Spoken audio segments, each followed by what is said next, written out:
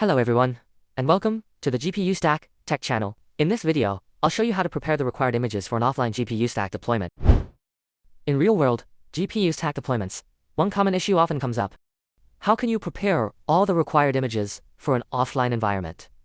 In fact, GPUStack has only one core service image. Both the server and worker nodes run the same main image.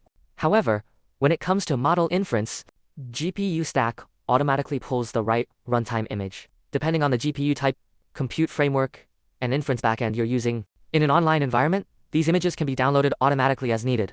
But in an offline or internal network environment, if you don't know in advance which images are required, you may end up adding missing images repeatedly during deployment. To solve this problem, we provide a web-based tool in the official documentation. Open the official GPUStack documentation. In the top navigation bar, you'll see the new Container Image Selector menu. Click this menu, and it will take you to the image selection tool. Next, you can start configuring the images.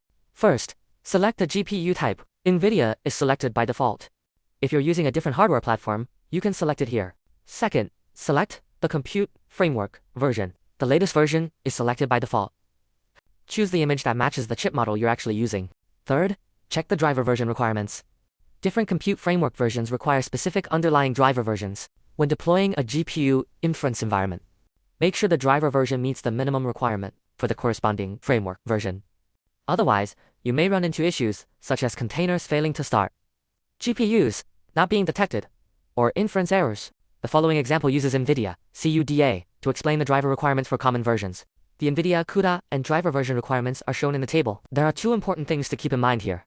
First, CUDA applications require a compatible NVIDIA driver version. Second, newer NVIDIA drivers usually remain compatible with older CUDA versions. Step 4. Select the inference backend. Inference backends are sorted by the latest version. If no backend is selected, all available backends will be shown by default.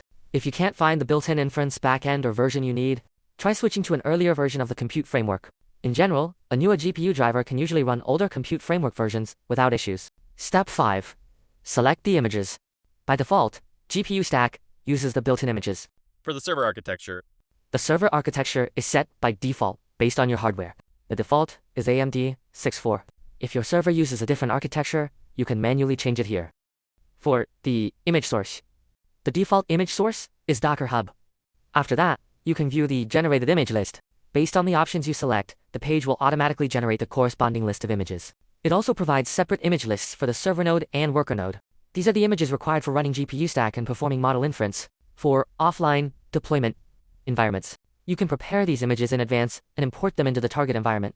At the bottom of the official page, you'll also find image preparation commands and documentation for offline deployment. For your reference, that's everything for this tutorial. If you encounter any issues during deployment, feel free to leave a comment below or reach out to us directly. Thanks for watching, and I'll see you in the next one.